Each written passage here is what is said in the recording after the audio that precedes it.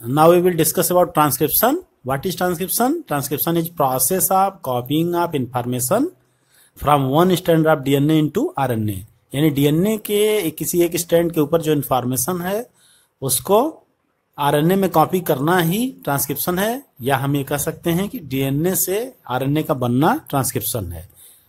अच्छा, दूसरी चीज इसमें यह है कि DNA का जो डबल स्ट्रैंड है उसमें से कोई एक स्ट्रैंड ही जो होता है उसका ट्रांसक्रिप्शन होता है, और एक स्ट्रैंड से ही mRNA का फॉर्मेशन होता है।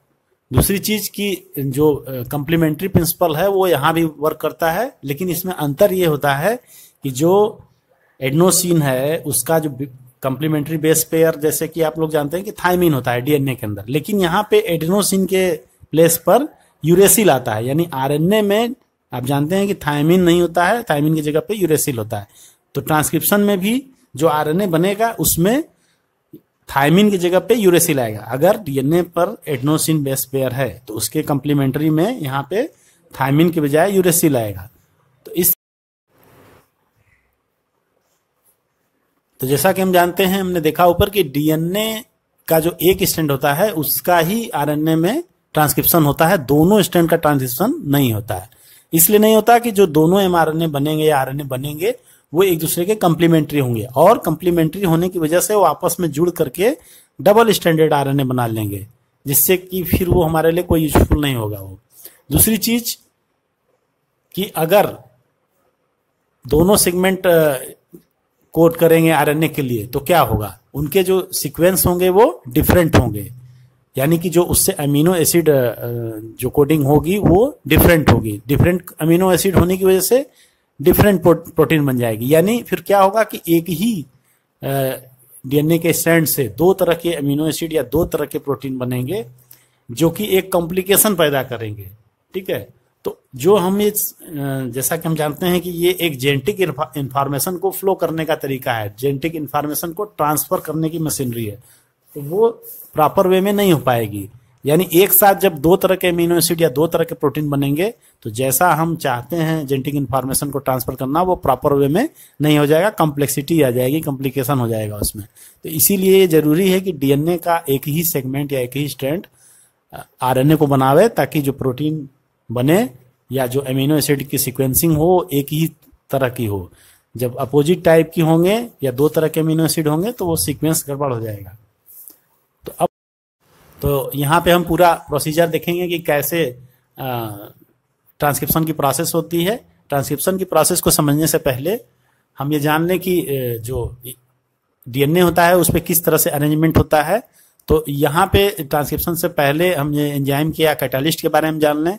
इसमें जो कैटालिस्ट होता है वो है डीएनए डिपेंडेंट आरएनए पॉलीमरेज। आपने ट्रांसक्रिप्शन में देखा ये है एंजाइम होता है, और रेप्लिकेशन में आपने देखा था कि वहां पे जो एंजाइम था वो था डीएनए डिपेंडेंट डीएनए पॉलीमरेज, लेकिन यहाँ पे डीएनए डिपेंडेंट आरएनए पॉलीमरेज, ये आप अंतर याद रखिएगा। दूसरी चीज, वहां पर भी आपने देखा था कि एंजाइम हमेशा 5 to 3 डायरेक्शन में वर्क करता है, यहाँ पर भी 5 to 3 डायरेक्शन में वर्क करेगा। यानी जो एमआरएनए या आरएनए की जो सिंथेसिस यहाँ पे होगी उसका खुद का डायरेक्शन 5 to 3 डायरेक्शन होगा। जिस स्ट्रैंड पे बनेगा वो उसका डायरेक्शन जरूर 3 to 5 होगा। जैसे कि आप यहाँ देखना, ये 3 है, ये 5 डायरेक्शन है। अब इस पे जो यहाँ पे आरएनए का फॉर्मेशन होगा उसका खुद का जो डायरेक्शन होगा वो 5 to 3 होगा। इसके अलावा दूसरी चीज ये है कि ये टेम्पलेट स्ट्रैंड है। जैसा कि आपने डीएनए में भी देखा था कि एक टेम्पलेट स्ट्रैंड होता है और एक न्यूली सिंथेसाइज होती है। तो यहाँ पर भी टेम्पलेट स्ट्रैंड है और इसके नीचे ही यहाँ पे आरएनए का फॉर्मेशन होगा। तो टेम्पलेट स्ट्रैंड का जो कंप्लीमेंट्री कोड होगा वो आरएनए के ऊपर आएगा, और इसी टेम्पलेट स्ट्रैंड का जो कंप्लीमेंट्री कोड है वो इस स्ट्रैंड पर भी होगा। यानी कि तो इस वाले को हम लोग बोलते हैं टेम्पलेट स्ट्रैंड और नीचे वाले को हम लोग बोलते हैं कोडिंग स्ट्रैंड। और इसकी कोडिंग जो होगी या इस पे जो सीक्वेंस होगा वही सेम आरएनए के ऊपर भी होगा। बस अंतर इतना होगा कि इसमें जो आरएनए है उसमें थायमिन के प्लेस पर यूरेसिल होगा, बाकी इसका सीक्वेंस और जो नया यहाँ फॉर्मेशन होगा आरएनए उसका सीक्वेंस सेम होगा। ठीक है, दूसरी चीज हम देखते हैं कि अब ये पूरी प्रोसीजर है, ये एक डीएनए का स्ट्रक्चर है। तो इसमें हम देखते हैं कि जहां से ट्रांसक्रिप्शन स्टार्ट होती है उस साइड को हम लोग बोलते हैं प्रमोटर साइड, और जहां पे ये एंड होता है, इसका खत्म होती है प्रोसेस, उसको हम लोग बोलते हैं टर्मिनेटर साइट या टर्मिनेटर एंड बोलते हैं। और ये बीच का जो एरिया है ये स्ट्रक्चरल जीन है, जिसका कि कॉपिंग होना है, जिसका कि एमआरएनए फॉर्मेशन होना है, ट्रांसक्रिप्शन होना है। तो सबसे पहले हम देखते हैं कि कैसे ये पूरी प्रोसेस होती है। तो सबसे पहले हम प्रमोटर के बारे में समझ गए होंगे कि प्रमोटर एंड क्या है। ये जो डीएनए है पूरा, इसके 3 एंड हो गए, प्रमोटर एंड, स्ट्रक्चरल जीन और टर्मिनेटर एंड। ठीक है, तो प्रमोटर एंड वो एरिया है जहां पर आरएनए पॉलीमरेज अटैच होता है और अपना ट्रांसक्रिप्शन का प्रोसेस स्टार्ट करता है। तो transcription starting side is a promoter side. Structural side क्या है, जहां पे ये प्रमोटर और टर्मिनेटर इनके बीच में होती है। टर्मिनेटर क्या है, जहां पे ट्रांसक्रिप्शन की प्रोसेस एंड होती है। और ये किधर होता है, ये 5 डैश हमेशा होगा या 3 डैश होगा, इसको आप ना मत देखिए। ये जो इसका होगा, जो यहाँ पे आरएनए बनेगा, उसका एंड देखा जाता है हमेशा कि वो कहाँ होगा। या तो हम उसका देखते हैं, या फिर जितनी भी प्रोसेस है यहाँ पे हम देख रहे हैं, जिसके भी बारे में हम बात करेंगे, वो हमेशा किसके प्रेफरेंस में होगी, ये कोडिंग स्ट्रैंड। हमेशा हम इसके इस हिसाब से बात करेंगे, इसके डायरेक्शन के हिसाब से सारी चीजें यहाँ बताई गई हैं। ठीक है, कोडिंग स्ट्रैंड के डायरेक्शन के हिसाब से सारी चीजें यहाँ पे यहाँ पे रेफरेंस दिया गया है, पॉइंट आउट किया गया है। तो हम हमेशा उसी के बारे में बात करेंगे। अब हम लोग प्रमोटर एंड समझ गए होंगे जहां से स्टार्ट होता है, टर्मिनेटर एंड समझ गए जहां पे एंड होता है। ठीक है, इसके बाद जो बीच का एरिया है, इसको हम लोग बोलते हैं स्ट्रक्चरल जीन। यही वो एरिया है जिसका एक्चुअल में कोडिंग होता है, ट्रांसक्रिप्शन होता है, कॉपिंग होती है। बाकी ये सब स्टार्टिंग और एंडिंग पॉइंट है, इनकी कॉपिंग नहीं होती है। कॉपिंग सिर्फ इतने एरिया का होगा, यानी ट्रांसक्रिप्शन का एरिया स्ट्रक्चरल जीन एरिया है। ठीक है, अब इसके बाद ट्रांसक्रिप्शन की प्रोसेस के बारे में बात करते हैं, कैसे होता है ट्रांसक्रिप्शन। तो ट्रांसक्रिप्शन में अगर हम बैक्टीरिया की बात करें तो वहां पे 3 टाइप्स के आरएनए होते हैं, एमआरएनए, टीआरएनए और आरएनए। इन तीनों की ही सिंथेसिस यहाँ पे होती है, ट्रांसक्रिप्शन यहाँ होता है। ठीक है, दूसरी चीज, यहाँ पे जो पॉलीमरेज होता है वो उसका जो यहाँ पे हम पॉलीमरेज की अगर बात करें तो उसमें जो होता है single DNA dependent RNA polymerase होता है। और ऑल टाइप ऑफ आरएनए की सिंथेसिस बैक्टीरिया में होती है। यानी कि बैक्टीरिया या प्रोकैरियोट सेल के अंदर जो ट्रांसक्रिप्शन की प्रोसेस होती है उसके लिए सिंगल एंजाइम ही होता है, उसके लिए एक से ज्यादा एंजाइम नहीं होते हैं, जबकि यूकैरियोट में कई एंजाइम होते हैं। तो हम लोग बात करेंगे अब ये जो ट्रांसक्रिप्शन प्रोसेस है वो कैसे होती है। तो सबसे पहले हम एक बैक्टीरिया का एग्जांपल लेते हैं। तो बैक्टीरिया में जो होता है वो 3 टाइप के आरएनए मिलते हैं, एमआरएनए, टीआरएनए और rRNA. MRNA means messenger RNA, tRNA का मतलब ट्रांसफर आरएनए और आरआरएनए का मतलब राइबोसोमल आरएनए। तो इस तरह से 3 टाइप्स के आरएनए फाउंड इन बैक्टीरिया या प्रोकैरियोटिक सेल। और दूसरी बात यह है कि बैक्टीरिया में या प्रोकैरियोट सेल में एक ही एंजाइम होता है, एक ही कैटालिस्ट होता है, सिंगल होता है डीएनए डिपेंडेंट आरएनए पॉलीमरेज। जैसा कि हमने बताया कि ट्रांसक्रिप्शन में जो एंजाइम होता है, कैटालिस्ट होता है, वो क्या होता है, डीएनए डिपेंडेंट आरएनए पॉलीमरेज। उसका रीजन मैंने बताया कि डीएनए के ऊपर वर्क करके आरएनए का फॉर्मेशन करता है, इसीलिए इसको हम लोग डीएनए डिपेंडेंट आरएनए पॉलीमरेज करते हैं। और ये ऑल टाइप के आरएनए को, जो भी यहाँ पे आप देख रहे हैं, सभी को ये फॉर्मेशन करता है, कैटलाइज करता है। ठीक है, तो इसका मतलब क्या है कि यहाँ कोई और एंजाइम नहीं है। लेकिन यूकैरियोट में आपको कई तरह के एंजाइम देखने को मिलेंगे और अलग अलग आरएनए के लिए अलग अलग एंजाइम वर्क करता है। ठीक, तो सबसे पहले हम लोग जीन को समझेंगे कि जीन क्या चीज है। Gene is defined as a functional unit of inheritance. Gene inheritance की एक फंक्शनल यूनिट है। जैसा कि हम लोग जानते हैं कि डीएनए का एक पार्ट ही है जो कि किसी भी कैरेक्टर के लिए रिस्पॉन्सिबल होता है, या सीक्वेंस है डीएनए का जो कि हम लोग जीन बोलते हैं, जो किसी कैरेक्टर के लिए रिस्पॉन्सिबल होता है। तो DNA sequence coding for tRNA और आरआरएनए मॉलिक्यूल आल्सो डिफाइंड ए जीन। यानी कि जो इनहेरिटेंस होगा या जो कैरेक्टर्स को एक्सप्रेस करेगा वो किस फॉर्म में करेगा, वो डिफरेंट टाइप के आरएनए बनाएगा, टीआरएनए, आरआरएनए, एमआरएनए। तो हम ये कह सकते हैं कि DNA sequence coding for tRNA और आरआरएनए मॉलिक्यूल आल्सो डिफाइंस ए जीन। कुल मिला के जीन का मतलब ये हुआ कि डीएनए का वो पार्ट या वो सीक्वेंस जो किसी एक कैरेक्टर्स के लिए या एक से ज़्यादा कैरेक्टर्स के लिए रिस्पॉन्सिबल होता है, हम उसको जीन कह सकते हैं। लेकिन सिस्ट्रॉन क्या है कि cistron is A segment of DNA coding for polypeptide, यानी कि पूरी चेन, वो पूरी चेन जो किसी पॉलीपेप्टाइड चेन के लिए, वो डीएनए का पूरा सीक्वेंस, होल सीक्वेंस जो किसी पॉलीपेप्टाइड पूरी चेन के लिए रिस्पॉन्सिबल हो, उसको हम लोग बोलेंगे सिस्ट्रॉन। यानी कि ये जीन से एक बड़ा पार्ट हो गया, ग्रुप ऑफ जीन हो गया ये, जो कि किसी पूरी की पूरी प्रोटीन या पॉलीपेप्टाइड की चेन को सिंथेसिस करता है। अभी तक जो हम लोग जीन की बात कर रहे थे उसमें जीन पर्टिकुलर एक जीन है, वह एक या दो अमीनो एसिड की सिंथेसिस करेगा, लेकिन अगर पूरी पॉलीपेप्टाइड चेन हो, अमीनो एसिड के जुड़ने से पूरी पॉलीपेप्टाइड चेन बनती है, तो जीन, कई जीन मिलकर के एक सिस्ट्रॉन बन जाते हैं। बस ये है कि वो सारे जीन्स किसी एक खास पॉलीपेप्टाइड चेन के लिए सीक्वेंसिंग करते हैं। ठीक है, तो इसको हम लोग दो तरीके का जानते हैं, सिस्ट्रॉन जो होता है वो दो तरीके का होता है, मोनोसिस्ट्रॉनिक एंड पॉलीसिस्ट्रॉनिक। तो मोनोसिस्ट्रॉनिक, सबसे पहले ये मैं बता दूं कि मोनोसिस्ट्रॉनिक यूकैरियोट्स में होता है, जबकि पॉलीसिस्ट्रॉनिक प्रोकैरियोट में होता है। अब हम ये आते हैं कि अंतर क्या है दोनों में, कि जो मोनोसिस्ट्रॉनिक होगा वो पर्टिकुलर किसी एक पॉलीपेप्टाइड के लिए रिस्पॉन्सिबल होगा, उनके लिए सीक्वेंसिंग करेगा। ठीक है, जबकि जो पॉलीसिस्ट्रॉनिक होगा वो जो डीएनए का सीक्वेंस है वो मोर देन वन पॉलीपेप्टाइड, यानी कि एक ही डीएनए सीक्वेंस जो है एक से ज्यादा पॉलीपेप्टाइड चेन की सिंथेसिस जब कर सकता है, ऐसा किसमें मिलता है, बैक्टीरिया प्रोकैरियोट्स के अंदर।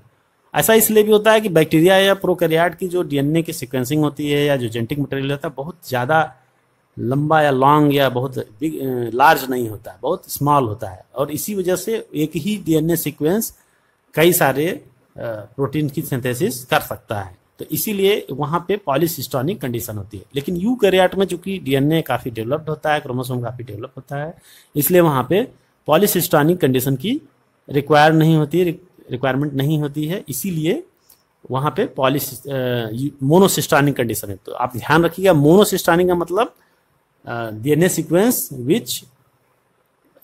Sequence which can synthesise only one polypeptide chain. तो यहाँ जो मोनो वर्ड है वो पॉलीपेप्टाइड चेन के लिए है कि कितनी पॉलीपेप्टाइड चेन को वो सिंथेसिस कर सकता है। तो ऐसा यूकैरियोट में। इसके बाद हम लोग आते हैं कि जो यूकैरियोट होते हैं, यूकैरियोट में जो मोनोसिस्ट्रॉनिक स्ट्रक्चरल जीन्स होती हैं वो इंटरप्टेड कोडिंग सीक्वेंस रखते हैं, यानी कि ये जीन कंटिन्यूअस भी नहीं होते हैं, ये स्प्लिटेड होते हैं। और जो स्प्लिटिंग की वजह से इसमें क्या होते हैं, एक्सॉन और इंट्रॉन्स बन जाते हैं। तो एक्सॉन जो वो पार्ट होता है जो कि अपने आप को एक्सप्रेस करता है, और इंट्रॉन वो पार्ट होता है जो बाद में डीएनए से अलग हो जाता है। यानी जब ट्रांसक्रिप्शन की प्रोसेस होती है तो जो एमआरएनए बनता है या आरएनए बनता है वो पूरा का पूरा वैसे यूज नहीं आता, उसमें से कुछ पोर्शन जो बेकार होते हैं, जो नॉन सीक्वेंसिंग होते हैं, वो उससे सेपरेट हो जाते हैं। तो जो कोड सीक्वेंसिंग वाले होते हैं या एक्सप्रेसिंग होते हैं या एक्सप्रेस सीक्वेंस होते हैं उनको हम लोग एक्सॉन बोलते हैं, और जो नॉन सीक्वेंसिंग होते हैं वो जो है या इंटरवेनिंग सीक्वेंस होते हैं उनको हम लोग बोलते हैं इंट्रॉन्स। और ये इंट्रॉन्स जो होते हैं जब डीएनए की स्प्लाइसिंग, आरएनए की स्प्लाइसिंग होती है तो ये उससे अलग कर दिए जाते हैं। इसके बारे में हम लोग आगे पढ़ेंगे कि कैसे ये स्प्लाइसिंग होती है। तो आपको बस यहाँ पे ये समझना है कि मोनोसिस्ट्रॉनिक, पॉलीसिस्ट्रॉनिक और एक्सॉन और इंट्रॉन। तो इस तरह से ये ट्रांसक्रिप्शन की पूरी यूनिट के बारे में हमने डिस्कस किया कि ट्रांसक्रिप्शन की जो यूनिट होती है वो क्या चीज़ है, और जीन क्या चीज़ होता है, और सिस्ट्रॉन क्या चीज़ होता है। तो अब हम लोग बात करते हैं जो ट्रांसक्रिप्शन की प्रोसेस है वो कैसे होती है। तो ट्रांसक्रिप्शन की जो प्रोसेस है, खास करके बैक्टीरिया में जो आरएनए होते हैं वो 3 टाइप्स के होते हैं। आप जानते होंगे एमआरएनए, टीआरएनए, आरआरएनए नाम सुना होगा आपने। MRNA means messenger RNA, tRNA means transfer RNA, और आरआरएनए मीन्स राइबोसोमल आरएनए। दूसरी चीज यहाँ पे जो बैक्टीरिया है खास करके उसमें जो आरएनए पॉलीमरेज होता है वो सिंगल टाइप का होता है, और उसका जैसे कि हमने ऊपर बताया कि ये किस टाइप का होता है, डीएनए डिपेंडेंट आरएनए पॉलीमरेज, यानी डीएनए के ऊपर वर्क करके आरएनए का फॉर्मेशन करता है। तो और जितने भी टाइप के आरएनए बैक्टीरिया में मिलते हैं वो सारा इसी के वजह से सिंथेसिस होता है, कोई अलग से और एंजाइम यहाँ पे प्रेजेंट नहीं होता है। जबकि यूकैरियोट में आपको एक से ज़्यादा आरएनए पॉलीमरेज मिलेंगे जो अलग अलग आरएनए के लिए वर्क करते हैं, यानी एक से ज़्यादा आरएनए पॉलीमरेज अलग अलग टाइप के आरएनए की सिंथेसिस कराते हैं। इसके बाद हम लोग अगर बात करें तो इसमें 3 प्रोसेसेस होती हैं, इनिशिएशन, इलांगेशन एंड टर्मिनेशन। तो इनिशिएशन जो है वो क्या होता है, एक्चुअली इनिशिएशन का मतलब होता है कि आरएनए पॉलीमरेज जो है यहाँ पर इस प्रमोटर एंड पर आकर के अटैच हो जाता है, और अटैच होने के बाद ये अटैच होना ही जो प्रोसेस है ये इसको बोला जाता है इनिशिएशन।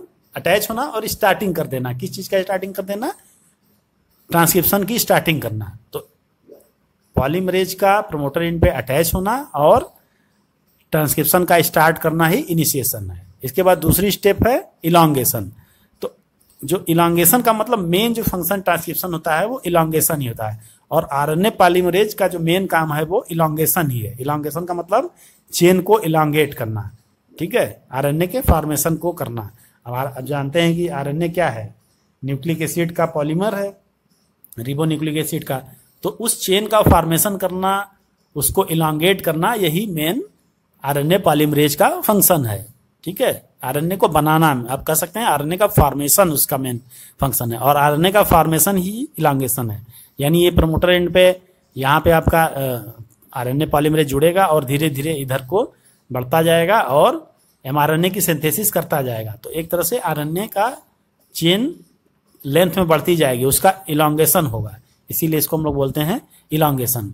और इसमें जो जैसा कि आपने डीएनए में भी देखा था, वहाँ पे ट्रायोफॉस्फेट्स जो होते हैं वो एज ए सबस्ट्रेट वर्क करते हैं, ठीक है। और पॉलीमराइजेस अकॉर्डिंग टू टेम्पलेट, ये जो यहाँ पे टेम्पलेट है इसके अकॉर्डिंग आरएनए को पॉलीमराइज करते जाते हैं। इसके कोडिंग सीक्वेंस के हिसाब से यहाँ पर आरएनए की सिंथेसिस होती चली जाती है, ठीक है।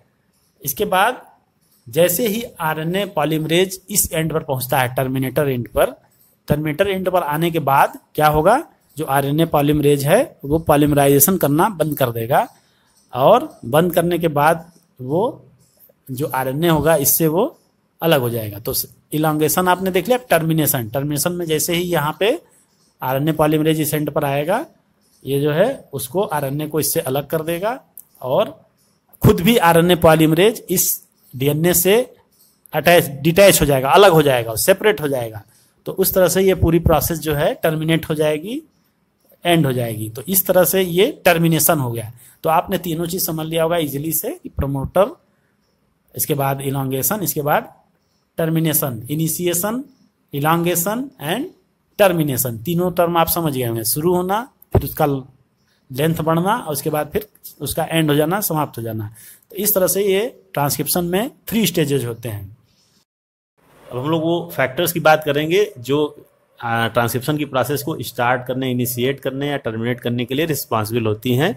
तो जैसा कि हम इस डायग्राम में देख रहे हैं, ये प्रमोटर एंड है, ये टर्मिनेटर एंड है, जैसा कि हमने पहले डिस्कस किया है। यहाँ पे आरएनए पॉलीमरेज अटैच होता है, और इस आरएनए पॉलीमरेज के ऊपर इनिशिएशन फैक्टर या सिग्मा फैक्टर आकर के अटैच होता है। जैसे ही ये फैक्टर इस पर अटैच होता है, इनिशिएशन स्टार्ट हो जाता है, ट्रांसक्रिप्शन की प्रोसेस स्टार्ट हो जाती है। इसके बाद ये आरएनए पॉलीमरेज इस पर मूव करना शुरू करता है। मूव करने का मतलब आप इलांगेशन में डिस्कस कर चुके हैं कि इलांगेशन में चेन सिंथेसिस होने लगती है। किस चीज की चेन सिंथेसिस होती है? आरएनए की। यहाँ पे आप देख रहे हैं, जो ग्रीन से देख रहा है, ये आरएनए सिंथेसिस होते हुए नीचे की तरफ आ रहा है। जैसे जैसे ये आरएनए पॉलीमरेज इसके ऊपर आगे की तरफ ये मूव करेगा, न्यू आरएनए चेन की सिंथेसिस होगी, और ये चेन इस पूरे डीएनए से अलग होना शुरू हो जाती है। और जैसे जैसे ये आगे बढ़ता जाता है, ये पूरी चेन नीचे को निकलती जाती है। तो इस तरह से हम आते हैं। अब नेक्स्ट स्टेप इसमें आप टर्मिनेशन एंड पर देखते हैं क्या होता है। टर्मिनेशन एंड पर आप देखिए कि जैसे ही ये आपका जो आरएनए पॉलीमरेज है वो इस एंड पर पहुंचता है, तो यहाँ पे सिग्मा फैक्टर इससे अलग हो जाता है, और यहाँ पे रो फैक्टर अटैच हो जाता है। ये आप देख रहे हैं, ये आरएनए पॉलीमरेज है, और इस पे ये ग्रीन से जो आप देख रहे हैं ये रो है। रो यानी कि टर्मिनेशन फैक्टर बोलते हैं इसको। तो टर्मिनेशन फैक्टर जब इस आरएनए पॉलीमरेज पे अटैच होता है, तो ये डीएनए जो हेलिक्स है, इससे ये आरएनए पॉलीमरेज सेपरेट हो जाता है, अलग हो जाता है। तो इस तरह से जैसे ही ये आरएनए पॉलीमरेज इससे अलग होता है, यहाँ पर ट्रांसक्रिप्शन की प्रोसेस स्टॉप हो जाती है। तो हम ये कह सकते हैं कि जो आरएनए पॉलीमरेज है RNA polymerase can not initiate और स्टॉप ट्रांसक्रिप्शन प्रोसेस। इसके लिए जरूरी क्या है, इनिशिएशन फैक्टर और रो फैक्टर, यानी इनिशिएशन फैक्टर होने पर ही आरएनए पॉलीमरेज ट्रांसक्रिप्शन को स्टार्ट करेगा और रो फैक्टर आने पर ही वो ट्रांसक्रिप्शन को स्टॉप करेगा। तो इस तरह से ये इनिशिएशन और टर्मिनेशन फैक्टर हो गया है।